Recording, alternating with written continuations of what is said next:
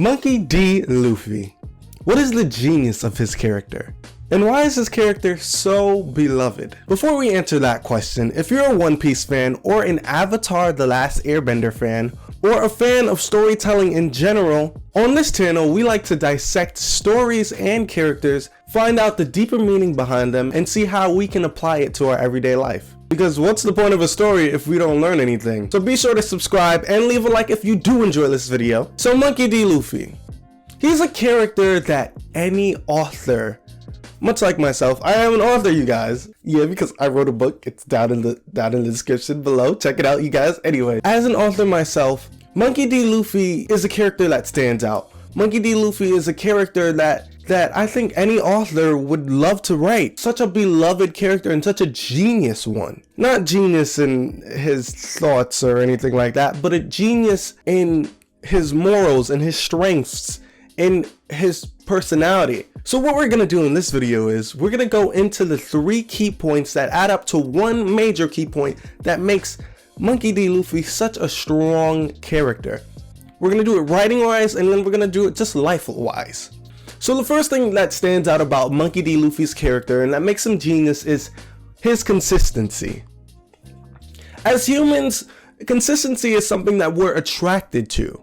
And not attracted to in like a sexual way, but you know, like, because that's gay. But, and there's nothing wrong with that. But, I'm not gay.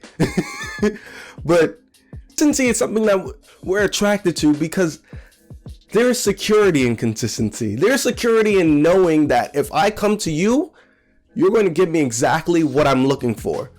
We look for consistency in relationships. We look for consistency in friendships. We look for consistency in jobs. We look for consistency in education. We want to know that it's a sure thing.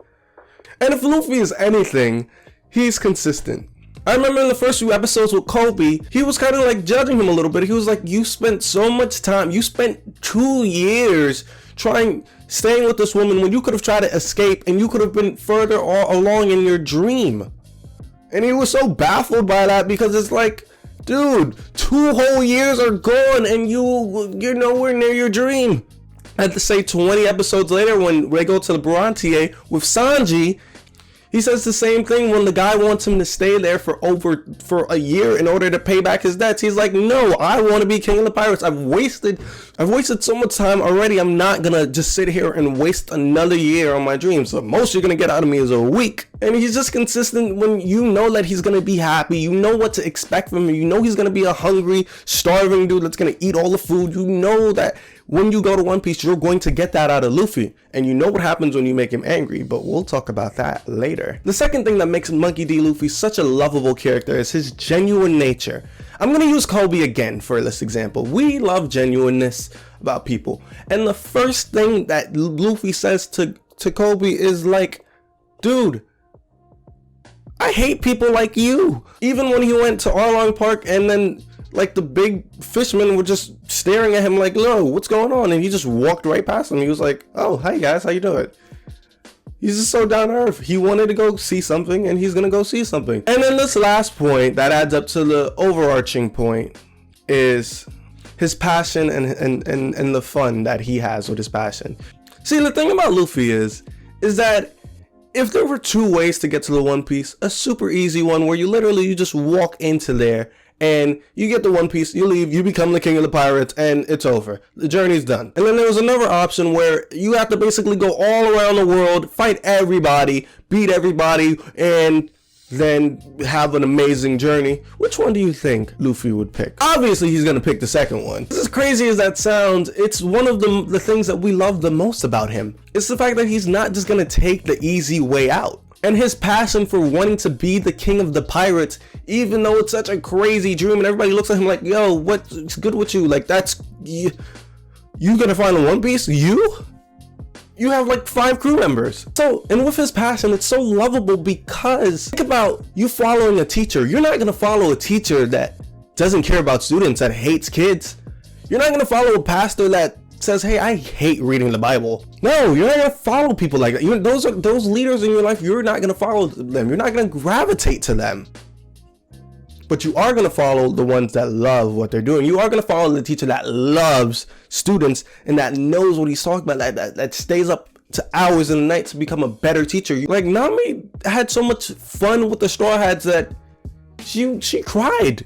She cried when she had to go back to Arlong. She never had fun like that in her life. She never smiled like that before. His consistency, his genuine nature, and his passion and fun, they all add up to one thing: Monkey D. Luffy's strong will.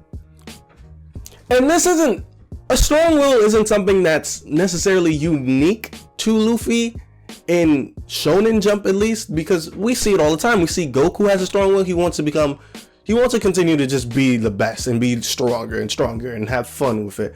We see that with people like Naruto. He wants to become Hokage. But in this series in particular, in One Piece, it is very much so unique to him. He has this strong will that allows him to even when people are literally laughing in his face, like, look, dude, you're crazy. You're never going to become king of the pirates. Like, you know how much of a far-fetched dream that is for you to become? But Luffy, literally, people laughing at him. He's just like, okay. Luffy thinks that but Luffy's getting there. He's going. He's going to continue to go. His strong will is contagious. His strong will was like, okay. His strong will saying that, hey, he's going to go and become king of the pirates. That led Zoro to saying, hey, I can become the world's greatest swordsman. That led Nami to say, hey, I could probably actually make this map of the world. That led Sanji to saying, maybe I can go find the all blue. A strong will and dreams are contagious. Now that I pointed out what's so amazing about him, I wanted to just say one thing that I love about Monkey D. Luffy, personally, is his angry scenes. When he gets angry, I'm not saying when he's just yelling and like he's mad, like when he's yelling. I particularly like it when a certain type of anger that Luffy gets. When Luffy gets quiet, that's when you know you messed up. Like, as a villain, when Luffy stopped talking, oh, it was about to go down. Oh, it was going down. But if you notice something about these scenes, when he gets super mad, it's either one of two things.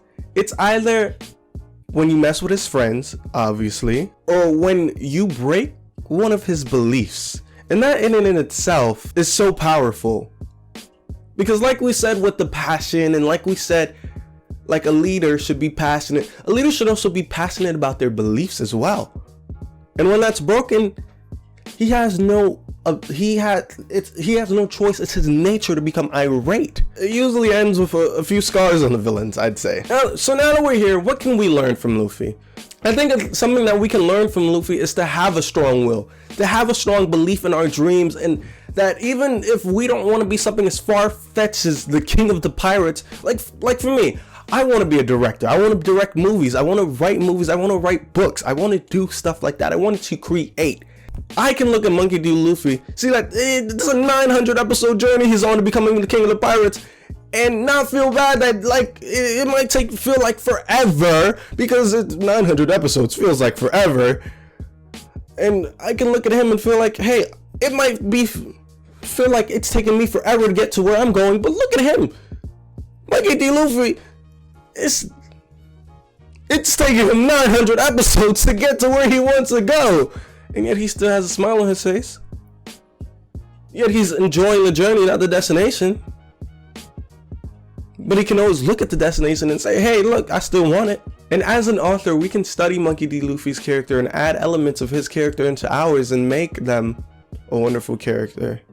If you're a One Piece fan, or an Avatar The Last Airbender fan, or a fan of stories in general, what we do is dissect stories and characters and break them down to see what we can learn about their lives. If you guys did enjoy this video, make sure you guys do like this video and subscribe, and comment down below what you think of Monkey D. Luffy and why you think he is a genius character.